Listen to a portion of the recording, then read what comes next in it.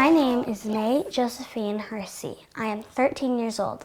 I have been going to school here for almost 8 years. Next year, I will take the exam for admission to high school. It is hard to get into high school. My mother and father didn't go, but I want to be a teacher someday like Miss Tuttle. We've had to end the baseball game because Mr. Loverin, our superintendent, has come this afternoon. He will observe our teacher and lessons. Miss Tuttle told us to be on our best behavior. Here is Grace Tucker, Stella Tuttle, Mabel Greeley, me, and my sister Edith, Eva Greenlee, and Ned Flanders. Mabel's big brother, Henry, is absent. He's helping to shear sheep today. Q-U-I-N-T-A. Good afternoon, Mr. Leonard, welcome. Students.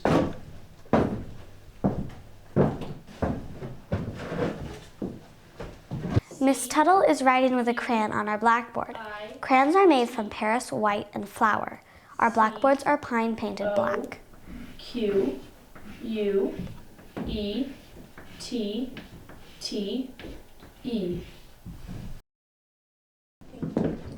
After lunch, we have copying to do.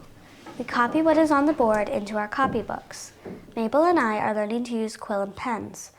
Sometimes the ink blotches and makes a mess in my copybook. Edith and Eva are still using pencils. Miss Tuttle says their penmanship has to improve before she will give them a pen and ink. Little Indian, Sioux or Crow, little frozen Eskimo. Miss Tuttle's sister Stella is a year younger than me. This morning, she showed us a poster she had made of a poem by Robert Louis Stevenson with drawings of different people from all around the world: Indian people, African people, Dutch, Japanese, and Spanish people. They look so different from us. What's that funny hat he's wearing? That man is from China. I wonder if they would think that we look strange in our clothes? Miss Tuttle lives with us while she is teaching and pays my father $2 a week for her board. She gets paid $5 a week. We go to school for 20 weeks each year, spring and fall. My sister Edith and I like having Miss Tuttle living with us. She is 17. Sometimes she helps us with lessons at home, and we walk to school together. The floors in our school slant to the center of the room. If you drop anything, it rolls right down to the middle. Ned should know better. He thinks that because he's the teacher's cousin, he can get away with anything, but not when the superintendent is here.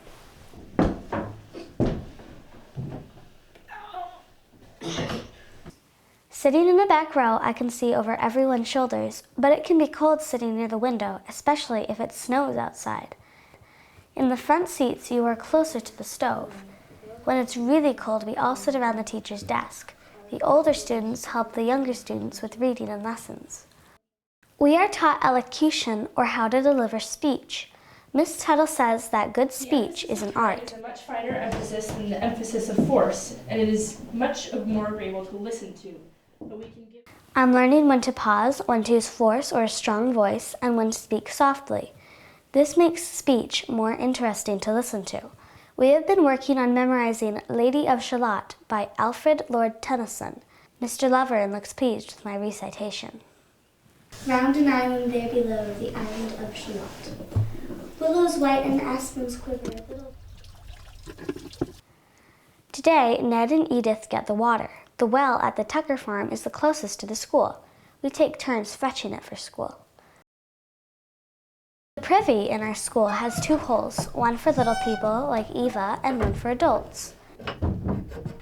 Miss Tuttle says that we should always wash our hands after using the privy. She enforces good hygiene. Our last teacher wasn't as strict about this.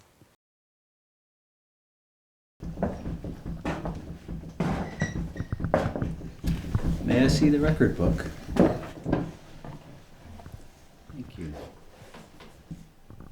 We study geography too. Mabel tells us that we live about 43.5 degrees latitude and 72.5 degrees longitude. There are 38 states in the Union. Look, Stella. This is in Pennsylvania. In an orchard, 15 trees bear plums. and 14 trees bear cherries. So that's 15 plus 73. We do arithmetic every day. Miss Tuttle has us do problems on the blackboard so everyone can see. Ned loves math. When he is done, she'll come around to check our slates too. I've got most of the multiplication problems done. I'll begin learning algebra in the fall and bookkeeping. Mr. Leverin looks pleased. Except for Ned dropping his marble, I think Miss Tuttle is pleased too. We get to hear more from the Jungle Stories books. These are true stories about wild animals that live in faraway places. This story is about a wild black panther that lives in Brazil. Brazil is a long way away from New Hampshire.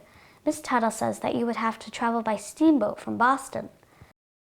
I wonder what it would be like to go in a steamboat to someplace far away and strange.